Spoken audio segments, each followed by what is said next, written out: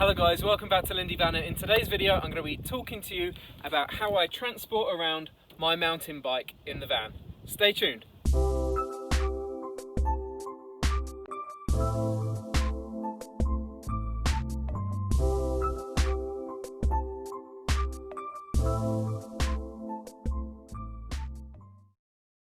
Oh yes, welcome back to the channel guys. Please hit subscribe below, it really helps us out. Thanks very much indeed. So in today's video I'm going to be talking about how I transport around my mountain bike underneath the bed in the garage area of the van. When we built the van, we didn't really plan out how to fit a bike underneath the bed. I didn't have a bike when we built the bed. So it's just by pure luck that the bike actually fits underneath the bed. What we did do when we were planning the van was to see if we could sit on top of the mattress and have our heads not hit the ceiling. So we worked out how much room we need in the top, and then we just kept that amount of room in the top and then maximised the space of the garage. What is the size of this? To fit my large size full suspension mountain bike with 27.5-inch wheels, I needed to make the bed at least 83 centimeters high.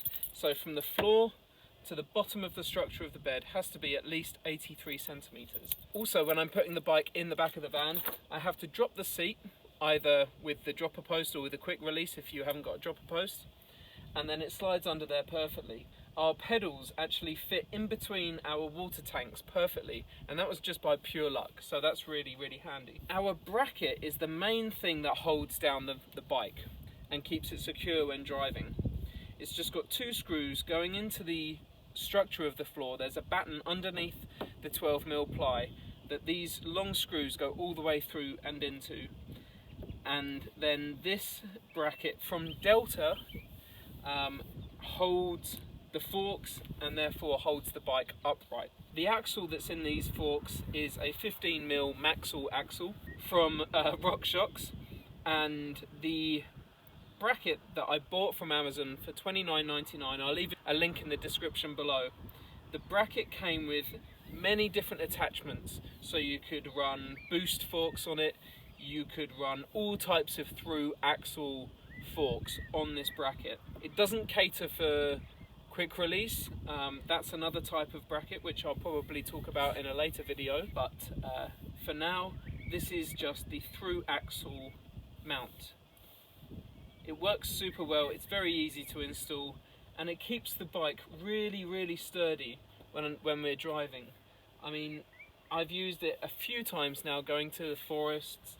I've driven probably for 2 hours to go for a cycle with some friends, and it hasn't broken or the bike hasn't fallen over or anything. It's very, very stable indeed. And I thought I might try and make my own, but for the sake of 30 quid, knowing that this works really well, then, you know, I think it's worth every penny. I do have my bracket at a slight angle because we used to have an underslung storage compartment just here. I've since taken that out, but there's no point in moving the bracket. I think it's alright at a little angle, and maybe if we ever get any other bikes, then the angle will work well for the handlebars to get in there easily. The length you need underneath the garage area to get in your mountain bike is at least 1.7 meters. You need at least 1.7 meters length to get the bike fully underneath the bed. Now if you've got a normal double bed, then your bed's going to be 1.8 meters long anyway, so there's no issue with that.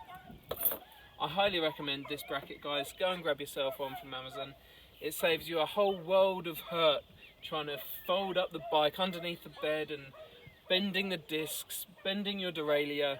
It's all nice and secure, the bike is nice and safe here for travelling, so yeah, highly recommend it. I hope this video was useful for you guys. Please like, don't forget to subscribe, and we'll see you in the next one. Over and out.